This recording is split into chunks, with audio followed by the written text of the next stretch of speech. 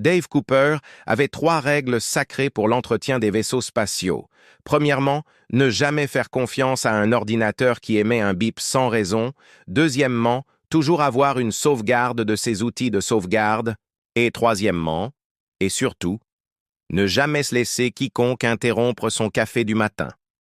L'immense flotte de l'Empire galactique qui, fonçait actuellement sur la Terre, était sur le point d'enfreindre ces 3 règles simultanément. Avertissement, avertissement, force hostile détectée dans le système solaire, cria la console informatique avec toute l'urgence d'un employé de magasin annonçant un nettoyage dans l'île 7. Dave l'ignora, se concentrant plutôt sur le rapport café créé parfait dans sa tasse d'ingénieur la plus cool de l'univers. Quelque part au-dessus de son hangar de maintenance dans la station orbitale Alpha, des personnes importantes étaient probablement en train d'avoir des réunions importantes sur la fin imminente de l'humanité. Dave avait des préoccupations plus urgentes, comme le fait qu'un idiot avait installé le nouveau coupleur plasma à l'envers dans le SAS-6 et qu'il allait devoir passer toute sa matinée à le réparer. Avertissement, avertissement. Ce n'est pas un exercice. Tout le personnel doit se rendre au poste d'urgence. Oui, oui, marmonna Dave en prenant une longue gorgée de café. L'univers peut attendre 5 minutes. L'univers, comme il s'est avéré, avait d'autres plans. Les portes du poste de maintenance ouvrirent dans un sifflement hydraulique que Dave avait l'intention de réparer depuis des mois. Le commandant Janet Rodriguez entra dans son uniforme parfaitement repassé, contrastant fortement avec la combinaison tachée de café de Dave. « Cooper, pourquoi n'êtes-vous pas à votre poste d'urgence ?» Dave fit un geste vague vers les machines qui l'entouraient avec sa tasse. « C'est mon poste d'urgence. Quelqu'un doit faire fonctionner cette boîte de conserve pendant que tout le monde court dans tous les sens. Paniqué. La plus grande flotte extraterrestre jamais enregistrée vient d'apparaître à la lisière de notre système solaire. » Dave posa sa tasse et prit sa tablette pour faire défiler les journaux de maintenance du matin. Quelqu'un a vérifié s'il y avait des problèmes techniques, car ces rapports indiquent 17 pannes critiques au cours de la dernière heure seulement, et je suis presque sûr que les extraterrestres ne sont pas responsables du chewing-gum. Coincé dans le conduit de ventilation du générateur de secours. Le visage du commandant s'assombrit. « C'est grave, Cooper. L'Empire galactique a conquis la moitié de l'univers connu. Leur technologie a des siècles d'avance sur la nôtre. Leurs guerriers sont légendaires. Tant mieux pour eux, » répond Dave en levant enfin levé les yeux de sa tablette. « Mais peuvent-ils réparer un couplage plasma à polarisation inverse sans s'électrocuter? Parce que c'est ce à quoi je dois m'occuper en ce moment, comme si c'était prévu. Les lumières ont clignoté, un bruit sourd a résonné dans la station, suivi du bruit caractéristique d'un appareil électronique qui tombe en panne. Dave a soupiré, a pris sa boîte à outils et a jeté un regard triste à son café qui refroidissait rapidement. « Vous voyez qu'est exactement pour ça que j'ai besoin de mon café du matin sans interruption. Maintenant, je dois m'occuper à la fois d'une invasion extraterrestre et de ce génie qui a décidé de brancher l'alimentation sur le réseau secondaire sans vérifier la capacité de charge. » Le commandant Rodriguez ouvrit la bouche pour répondre, mais une autre explosion l'interrompit. Celle-ci était plus proche et n'était certainement pas causée par un câblage défectueux. Dave attrapa sa tasse, vida le reste de son café et prit sa clé préférée. « Très bien, mais quand tout ça sera terminé, quelqu'un me devra une nouvelle cafetière, une bonne cette fois, pas un truc bon marché du magasin de la base. » Dave était loin de se douter, alors qu'il partait à la rescousse, pour régler une nouvelle crise, que son mauvais M était sur le point de devenir la meilleure chance de survie de l'humanité. L'Empire avait en effet envoyé ses plus grands guerriers, mais il s'allait bientôt découvrir qu'aucune force dans l'univers n'était plus imparable qu'un ingénieur de maintenance en manque de caféiner une dent contre le monde. Le problème, avec les invasions extraterrestres, décida Dave, c'était le timing. Si des civilisations super avancées voulaient beau menacer la Terre, elles pouvaient au moins avoir la décence de le faire après que l'entretien de base ait été terminé. Au lieu de cela, il se retrouvait coincé dans un conduit de service, essayant de réparer le réseau de communication de la station, tandis que la plus importante conférence militaire de l'histoire de l'humanité se déroulait quelque part au-dessus, De lui. Écoutez, marmonna-t-il à l'enchevêtrement de fils devant lui. Je me fiche de ce que dit le manuel. Tu vas te connecter à ce port et tu vas aimer ça. Comme souvent dans le domaine technologique, les fils avaient d'autres idées. Une étincelle jaillit, brûlant les sourcils de Dave. La série de termes techniques créatifs qui s'ensuivit aurait fait rougir un ingénieur chevronné. Il était à mi-chemin d'expliquer au réseau de communication où il pouvait se mettre son firmware obsolète lorsque sa tablette de réparation s'est mise à grésiller. Exiger la reddition immédiate de la Terre et de tous les territoires humains, a retenti une voix dans les haut-parleurs de la tablette. Dave a froncé les sourcils. Ce n'était certainement pas la fréquence de maintenance. Il avait accidentellement connecté la tablette à la fréquence des commandes d'urgence avant de pouvoir réparer le problème.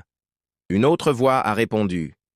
Il a reconnu celle du général Thompson, le plus haut gradé de l'armée terrestre. Sandy. Et si nous refusons, nous démontrer la véritable puissance de l'Empire galactique, nos vaisseaux de guerre sont équipés d'armes qui dépassent votre entendement.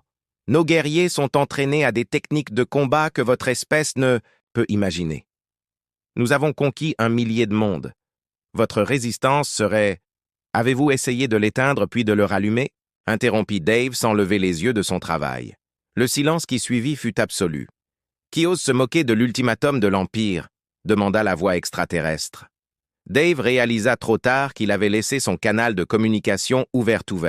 Oh, désolé, ne vous occupez pas de moi. Je suis juste votre sympathique ingénieur de maintenance de quartier qui vous suggère un dépannage de bas avant que nous passions directement à l'anéantissement planétaire. La voix du général Cooper Thompson se brisa à parts égales entre la colère et la panique. Quittez ce canal, je vous ai dit. Je disais juste... Dave continua à lutter avec un câble particulièrement récalcitrant. Si vos armes super avancées ressemblent à nos systèmes, la moitié d'entre elles sont probablement besoin d'être redémarrées et l'autre moitié fonctionne avec des pilotes obsolètes. Notre technologie est parfaite, nous maîtrisons les forces fondamentales de l'univers.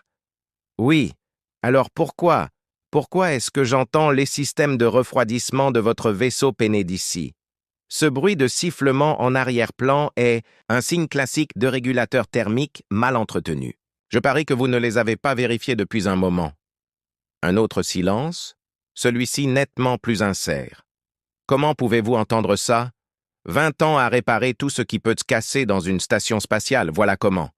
Et laissez-moi vous dire que plus la technologie est avancée, plus elle tombe en panne de manière spectaculaire quand personne ne se soucie de l'entretien de base. Dave réussit enfin à brancher le câble. Le système de communication mit à ronronner et afficha une image holographique du centre de commandement.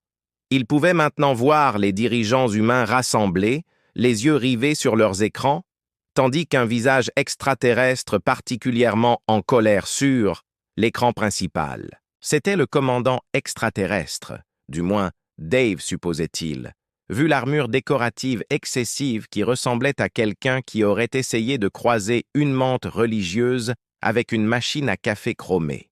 Tu oses remettre en question la supériorité de notre technologie? Notre flotte n'a jamais connu la défaite. Il y a une première fois à tout, Dave.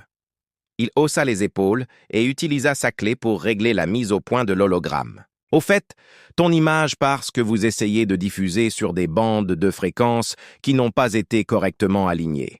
Je parie que tout votre système de commandement et de contrôle est plein de petits problèmes comme ça. Vous avez probablement beaucoup de voyants rouges que vous avez ignorés. Les mandibules du commandant extraterrestre tremblèrent. Un subordonné lui murmura quelque chose à l'oreille. Leurs yeux composés écarquillèrent. Comment avez-vous su pour... Les voyants, une intuition. Écoutez, si vous voulez envahir la Terre, c'est votre affaire. Mais voulez-vous vraiment le faire avec des vaisseaux qui sont à un cycle de maintenance manqué d'une panne totale du système? Les dirigeants humains rassemblés regardaient avec stupéfaction le puissant commandant extraterrestre qui semblait mal à l'aise. Peut-être pourrions-nous retarder l'invasion juste assez longtemps pour effectuer quelques diagnostics de routine. C'est probablement la meilleure solution. Dave acquiesça. Vos propulseurs de port sont trop chauds. Je peux entendre le déséquilibre d'ici. La transmission fut brusquement coupée. Pendant un moment, personne ne parla, Puis le général Thompson s'éclaircit la gorge. Cooper, tu viens d'empêcher une invasion extraterrestre en critiquant leurs normes d'entretien? Non. Dave rassembla ses outils, ça n'a fait que retarder la chose jusqu'à ce qu'il réalise que je bluffais en disant que j'avais entendu leur maître de pousser. Mais ce système de refroidissement avait vraiment l'air mauvais état. À propos, le SAS-6 a toujours besoin d'être réparé et quelqu'un me doit toujours un café. Mais alors que Dave se retournait pour partir, il aperçut les chefs rassemblés qui chuchotaient avec excitation. Il n'aimait pas les regards calculateurs qu'ils lui lançaient. Il avait déjà vu cette expression, généralement juste avant que quelqu'un ne le désigne pour une réparation impossible. « Oh non », murmura-t-il. « Non, non, non. » Il avait le sentiment que sa journée allait empirer. Absolument pas. Dave croisa les bras et fixa du regard l'assemblée des plus hauts dirigeants militaires et politiques de la Terre. « Je répare des choses. Je ne fais pas de mission suicidaire. »« Ce n'est pas une mission suicide, » insista le commandant Rodriguez. « C'est une infiltration tactique. »« D'accord, et ce couplage plasma s'est installé tout seul à l'envers, Dave. Tu veux que je me faufile à bord d'un vaisseau de guerre extraterrestre et que je fasse quoi exactement? Déposer une plainte pour maintenance? » Le général Thompson étala ses mains sur la table de la salle de briefing, sur l'écran holographique, entre eux, où se dressait l'imposant vaisseau amiral de l'Empire. Nos renseignements indiquent que toute leur flotte rencontre des difficultés techniques. Bien sûr, personne ne se soucie jamais de la maintenance préventive tant que quelque chose n'explose pas. Dave fit une pause. D'habitude, ce sont les choses coûteuses. C'est pourquoi nous avons besoin de vous. Un amiral au visage sévère intervint. Votre évaluation précédente de leur système était complètement nulle. Dave l'interrompit. Je bluffais, j'inventais des choses pour gagner du temps, vous savez, comme dire que l'imprimante est encore en train de chauffer quand vous avez oublié de faire vos rapports. Le visage de l'amiral suggérait qu'il n'avait jamais été en retard pour un rapport de toute sa vie. Dave nota mentalement de vérifier les registres de maintenance de l'imprimante du bureau de l'amiral néanmoins. Le général Thompson continua. « Ça a marché. Et maintenant nous avons une opportunité. Leur flotte maintient sa position pendant qu'ils effectuent des réparations. Si quelqu'un avec votre expertise pouvait monter à bord, » Dave leva la main, « arrêtez tout de suite, même si, et c'est un énorme si, j'acceptais cette folie. Comment comptez-vous me faire monter à bord d'un vaisseau de guerre extraterrestre? » Le commandant Rodriguez sourit, n'était pas rassurant. « Nous avons déjà pris des dispositions. L'Empire a demandé une assistance technique. Apparemment, vos commentaires sur leurs normes de maintenance ont suscité un débat interne. Ils ont accepté de laisser un consultant en ingénierie humaine inspecter leur système pour prouver que nous avions tort au sujet de leur capacité technique. Bien sûr. » Dave la fixa du regard. « Vous plaisantez? » « L'Empire est très fier, » fit remarquer l'amiral, « et il semble quelque peu inquiet au sujet de ces protocoles de maintenance. C'est de la folie. » Dave tendit la main vers sa boîte à outils. « Je retourne au SAS-6. Au moins, il essaie seulement de me tuer de manière prévisible. Nous ne vous laissons pas le choix, Cooper. » La voix du général Thompson se durcit. « C'est un ordre direct. » Dave éclata de rire. « Je suis un entrepreneur civil. Vous ne pouvez pas me donner d'ordre. » « Non. » Commandant Rodriguez acquiesça. « Mais nous pouvons vous réaffecter définitivement à la gestion des déchets. » L'œil de Dave se crispa. « Vous n'essayeriez pas avec moi. » Un silence tendu envahit la pièce. Dave regarda tour à tour chacun des visages à la recherche d'un signe de sympathie, mais il n'en trouva aucun. Finalement, il soupira et tapota son fidèle. « Outil multifunctions. Qu'en penses-tu, Betty? Ça te dit de partir en excursion pour sauver l'humanité? » L'outil, étant un objet inanimé, ne répondit pas, mais sa prise chaude était réconfortante dans sa main. « D'accord, » grogna-t-il, « mais j'ai des conditions. Premièrement, je veux 1 an d'approvisionnement en bon café, pas ce truc synthétique du commissariat. »« D'accord » Général Thompson acquiesça. « Deuxièmement, je veux un nouvel atelier de maintenance. » Le bay où n'avait qu'une ventilation adéquate cette fois-ci. « D'accord. » Et troisièmement, les yeux de Dave se plissèrent. Quelqu'un doit me dire qui a installé ce coupleur plasma à l'envers. J'ai besoin de savoir qui hantait si ça tourne mal. Commandant Rodriguez. Tout ça, c'était en fait le lieutenant Chen de l'ingénierie, Chen, le même Chen qui a essayé d'optimiser les systèmes de survie en désactivant les protocoles de sécurité inutiles, le même oui Dave souleva sa boîte à outils quand je serai de retour. Chen et moi allons avoir une longue discussion sur les procédures d'installation appropriées, en supposant bien sûr que je ne sois pas vaporisé par des extraterrestres en colère d'abord. Les portes de la salle de briefing s'ouvrirent, révélant un couloir menant au quai d'amarrage à travers la station-fenêtre de la station. Dave pouvait voir le vaisseau amiral de l'Empire, une structure massive qui ressemblait à une tentative de construction d'une étoile de la mort, mais que quelqu'un avait abandonnée à mi-chemin en se lassant et en y collant des moteurs au hasard. Une dernière chose, Dave se retourna vers les dirigeants rassemblés. Vous vous êtes bien assuré que nos systèmes sont compatibles avec les leurs, n'est-ce pas? Vous savez, les protocoles de connexion de base, les adaptateurs d'alimentation, ce genre de choses. Le silence soudain et gênant lui dit tout ce qu'il avait besoin de savoir. Bande d'idiots, vous avez acheté des adaptateurs bon marché, n'est-ce pas? Encore le silence. Dave se pinça l'arête du nez. Donnez-moi 1 heure pour aller chercher ma trousse d'urgence et que quelqu'un commence à prier pour que la civilisation la plus avancée de la galaxie utilise encore l'USB. En sortant, il aurait juré avoir entendu l'amiral murmurer « C'est quoi l'USB ?» Certains jours, se dit Dave, ça ne valait vraiment pas la peine de se lever. Monter à bord du vaisseau amiral de l'Empire fut étonnamment facile, mais faire quoi que ce soit à bord s'avérait être un cauchemar bureaucratique. Laissez-moi clarifier les choses, dit Dave, en fixant le technicien extraterrestre devant lui. La créature ressemblait à un croisement entre une menthe religieuse et un catalogue de fournitures de bureau. Vous devez remplir 17 formulaires différents scènes triples exemplaires avant que je puisse même regarder vos journaux de maintenance. C'est bien ça? Le technicien cliqua sur ses mandibules. Formulaire X27B6 pour l'accès initial au système, formulaire ETR 135 pour le formulaire d'autorisation de diagnostic, c'est ça? Oui, oui! Dave agita la main d'un geste dédaigneux. Une question rapide. Que se passe-t-il si quelque chose de critique tombe en panne pendant que nous attendons que les formalités administratives soient réglées? Cela nécessiterait le formulaire EMG 99 pour les procédures d'urgence, qui doit d'abord être approuvé par un distant. Une explosion secoua le vaisseau, les voyants d'alerte clignotèrent. Quelque chose qui semblait coûteux fit un bruit que les choses coûteuses ne devraient jamais faire. Je vais vous dire quoi faire. Dave sortit sa tablette.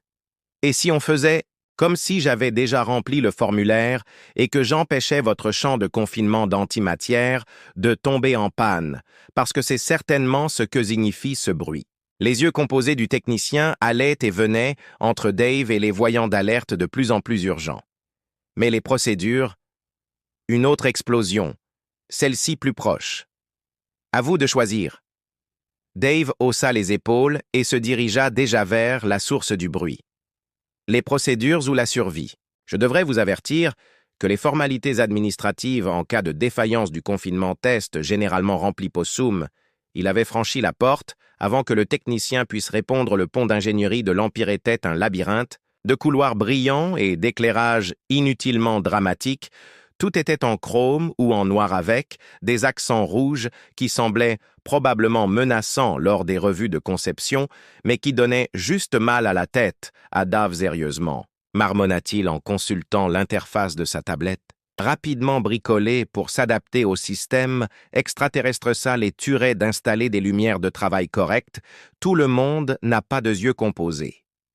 Sa tablette émit le bip universel de la technologie signifiant « Tu ne vas pas aimer ça ». L'alimentation électrique des champs de confinement fluctuait énormément.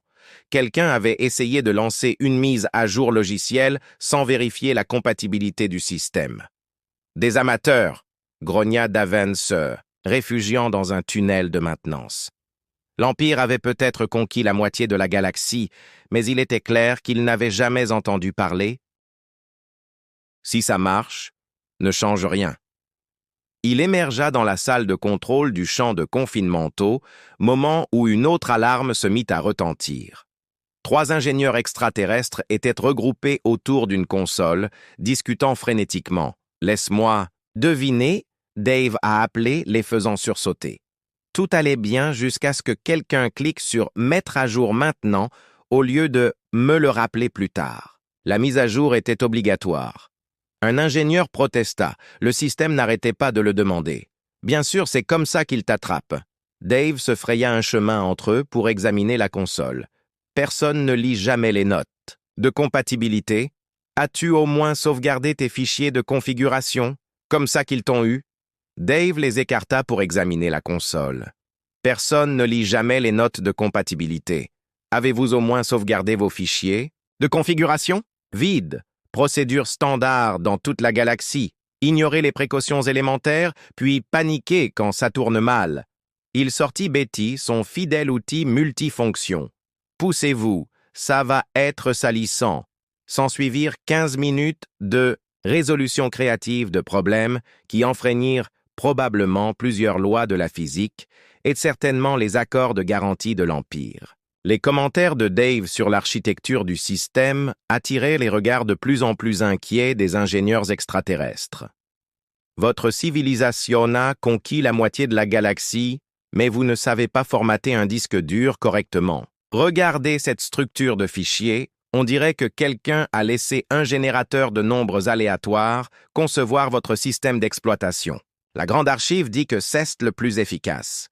La Grande Archive a besoin d'une leçon de débogage de base.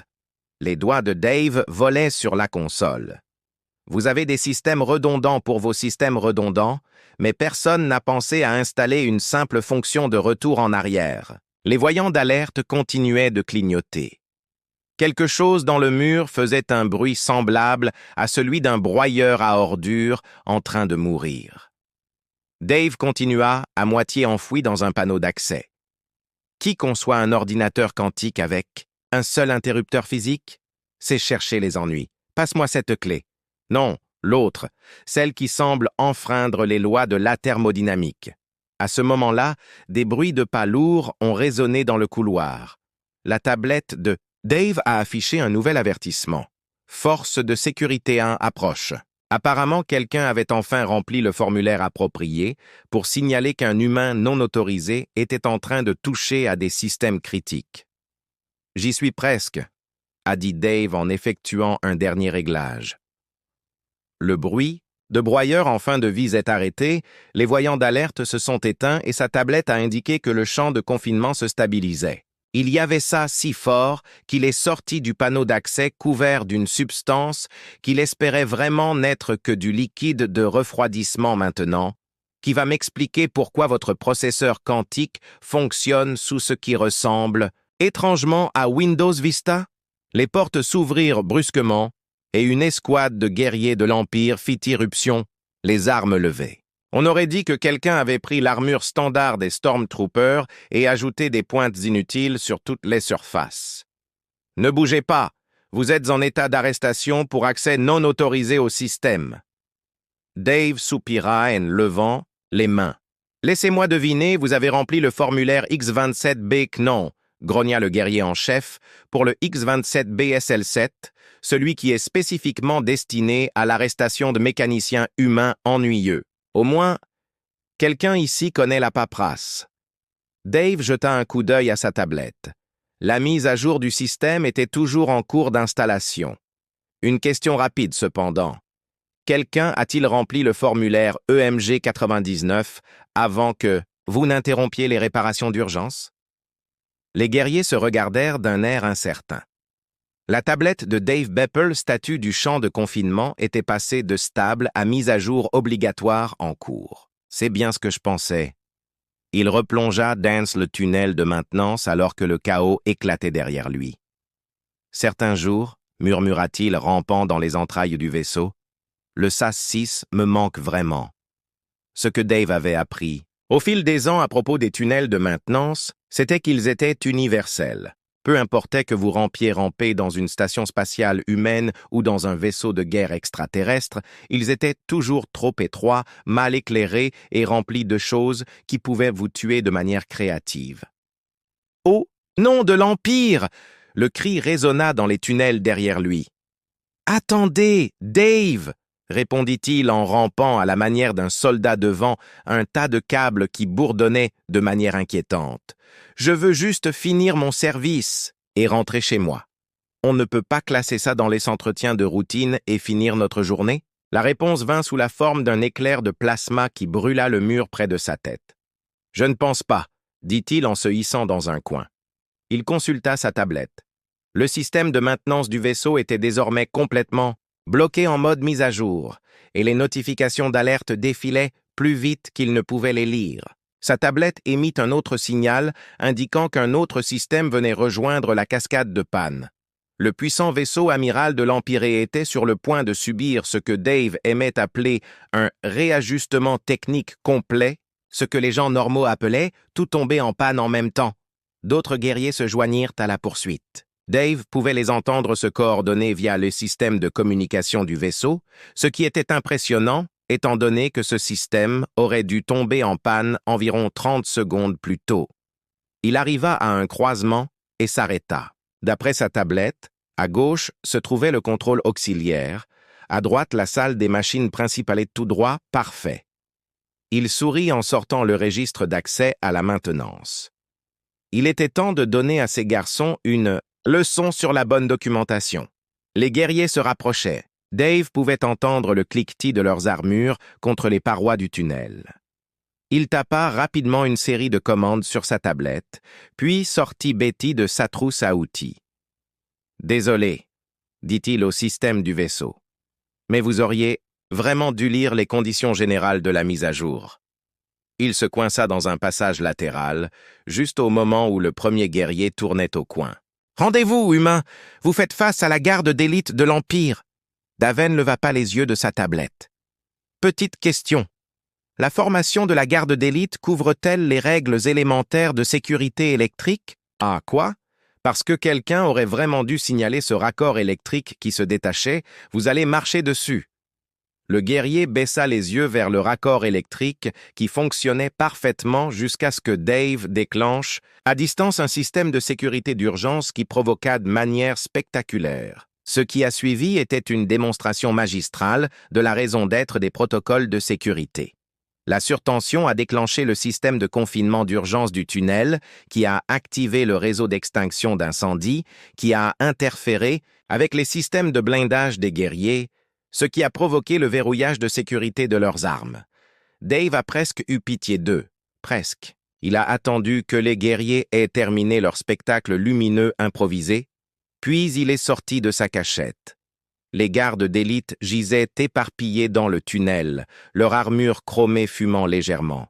« Ne vous inquiétez pas, » dit-il en enjambant prudemment les corps. « Les secours devraient arriver dans environ 3 minutes, à moins qu'ils aient également besoin d'une mise à jour, auquel cas, eh bien, peut-être faudra-t-il remplir le formulaire EMG 99 la prochaine fois. » Sa tablette bipait à nouveau. La mise à jour cascade se propageait plus rapidement que prévu. Il devait atteindre le cœur de l'ordinateur central avant qu'une main blindée l'attrape par la cheville. « Toi, le guerrier en chef !» grogna-t-il en luttant pour se relever dans son armure défectueuse. « Tu oses te moquer de la puissance, de l'Empire ?» Dave essaya de se libérer. « Je me moque de vos procédures de maintenance. La puissance de l'Empire semble très bien se débrouiller toute seule, sans mon aide. » Le guerrier se redressa, dominant Dave de toute sa hauteur. Son armure crépitait et craquait, mais restait suffisamment fonctionnelle pour être menaçante. « Je suis le commandant Vexor Guard personnel du Seigneur suprême en personne. J'ai conquis des mondes, vaincu des armées. Je n'ai jamais rempli de rapport d'incident en bonne et due forme. Je parie que Dave a vérifié sa tablette par... Vous feriez mieux de reculer, votre armure est sur le point de lancer une procédure de décontamination d'urgence. » Quoi?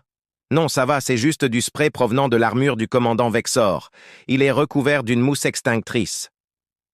Dave profita de la distraction pour sprinter dans le tunnel derrière lui. Il entendit le commandant hurler des ordres à travers sa bouche remplie de mousse. La poursuite reprit, mais Dave avait désormais un objectif en tête. Le cœur informatique du vaisseau se trouvait juste devant lui. S'il pouvait l'atteindre. Avant la fin de la mise à jour, il fit irruption dans une immense salle remplie d'écrans holographiques, tourbillonnants et de lumières clignotantes. Au centre, une structure cristalline vibrait avec suffisamment de puissance pour raser un petit continent. OK. Dave fit craquer ses doigts, voyons comment le puissant Empire gère une solution classique de support technique. Il sortit Betty One, Last Time, s'approcha du cœur de l'ordinateur et se prépara à faire ce que tous les professionnels de l'informatique avaient fait à travers l'histoire lorsqu'ils étaient confrontés à une panne catastrophique du système, l'éteindre et le rallumer. Derrière lui, le commandant Vexor et une nouvelle escouade de guerriers firent irruption dans la salle, armes levées. « Éloignez-vous du cœur, Dave. Vous savez que tout cela aurait pu être évité si quelqu'un avait simplement lu le manuel d'entretien. » Sa main se tendit vers l'interrupteur. Dans l'histoire de la galaxie, de nombreuses grandes batailles ont été décidées par des armes avancées, des stratégies brillantes ou de sacrifices héroïques. Celle-ci, comme Dave l'expliquera plus tard dans son rapport de maintenance, a été décidée par la constante universelle selon laquelle personne ne lit jamais les messages d'erreur. « Ne faites pas ça, commandant !» Vexorson armure dégoulinait. Encore de mousse extinctrice. « Ce noyau contrôle tous les systèmes de ce vaisseau. » Exactement. La main de Dave resta sur l'interrupteur, ce qui signifie qu'il contrôle également vos armes, votre système de survie et la gravité artificielle. Nous devrions peut-être prendre une grande respiration et discuter des procédures d'arrêt appropriées. Les guerriers s'agitèrent, mal à l'aise.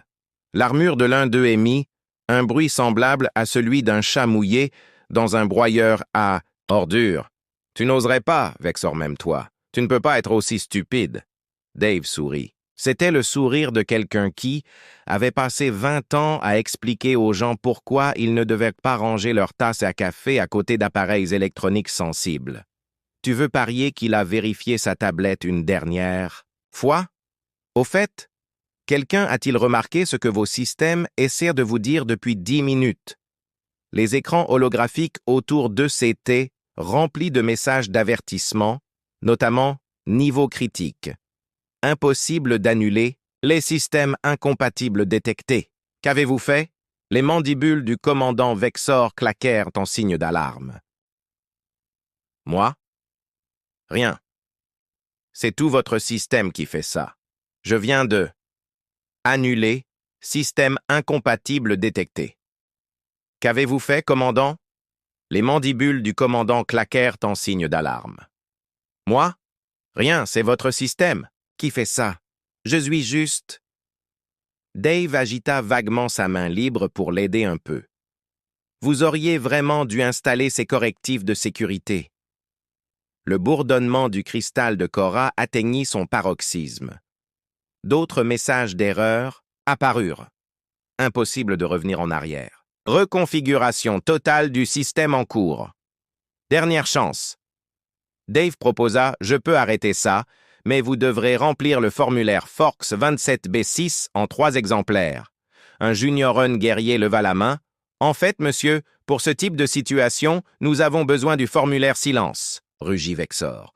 Aucun technicien humain ne peut vaincre les plus grands guerriers de l'Empire. Probablement, vrai Dave acquiesça. Heureusement que je suis juste là pour réparer votre ordinateur. Il actionna l'interrupteur et le cœur cesse.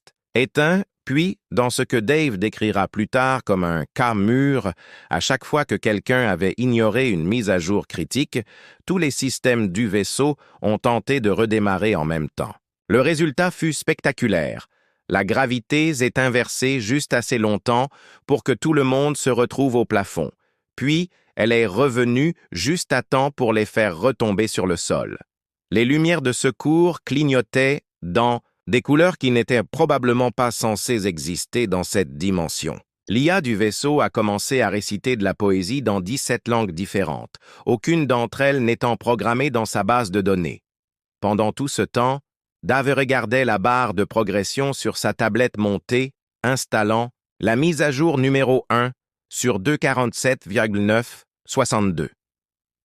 Lorsque le chaos s'est enfin calmé, Dave s'est retrouvé entouré de guerriers, trop occupés à essayer d'empêcher leur armure de jouer de la musique disco humaine ancienne pour pointer leurs armes sur lui. Le commandant Vexor s'est relevé péniblement, son casque clignotant de différentes couleurs néon. « Qu'avez-vous fait? Arrêt d'urgence standard, être démarrage. » Dave haussa les épaules. « Ce n'est pas ma faute si votre système a décidé de télécharger plusieurs siècles de mises à jour manquées en une seule fois. Vous feriez mieux de libérer votre agenda, cela pourrait prendre un certain temps. » Sa tablette sonna joyeusement. Temps restant estimé, 47 ans, 3 mois, 2 jours et 6 heures. Vous avez paralysé la puissante flotte impériale et vous, nous avez obligés à enfin faire un peu d'entretien. Dave rangea ses outils. Vous devriez peut-être avertir le reste de vos vaisseaux de ne pas accepter 2 mises à jour automatiques pendant un certain temps. Cela pourrait devenir compliqué. Comme sur Q, les rapports commencèrent à affluer depuis les autres vaisseaux de la flotte. Chacun d'entre eux vivait sa propre apocalypse technique, alors que d'anciens protocoles de mise à jour réveillaient de leur sommeil numérique. Dave se retourna pour partir. « Si vous voulez bien m'excuser, j'ai un SAS à réparer chez moi. Oh, et vous devriez peut-être remplir le formulaire EMG 99 à propos de tout ça, vous savez, pour les archives. » La flotte d'invasion de l'Empire était suspendue, immobile dans l'espace, ses puissants vaisseaux de guerre réduits à des barres de progression flottantes. Dave a fait du stop jusqu'à la station orbitale Alpha à bord d'une navette de maintenance, a rempli son rapport en 3 exemplaires parce que certaines habitudes sont universelles, et est finalement retourné au SAS-6. Le raccord plasma était toujours installé à l'envers. Certaines choses ne changent jamais, a-t-il murmuré, en attrapant ses outils. « Betty, on dirait qu'on va encore travailler tard. » Pendant qu'il travaillait, Dave pouvait voir les vaisseaux de l'Empire à travers la fenêtre du SAS, leurs feux de position clignotant selon de motifs qui ressemblaient étrangement à des écrans de chargement. L'humanité a célébré son improbable salut en acclamant Dave comme un héros. Ils lui ont même donné une médaille, qu'il a principalement utilisée comme sous-verre pour sa tasse à café. L'Empire, après avoir enfin terminé sa mise à jour plusieurs décennies plus tard, décida que la conquête ne valait peut-être pas la peine de s'embêter avec la maintenance, et Dave obtint sa nouvelle cafetière, son local de maintenance, correctement ventilé, et un avertissement sévère de ne jamais mentionner à personne qu'il avait sauvé l'humanité en éteignant puis en ralliant la civilisation la plus avancée de la galaxie, même s'il obligea le lieutenant Chen à suivre 2 fois un cours de 6 heures sur l'installation correcte des coupleurs plasma. Après tout, certaines victoires valent mieux que des médailles.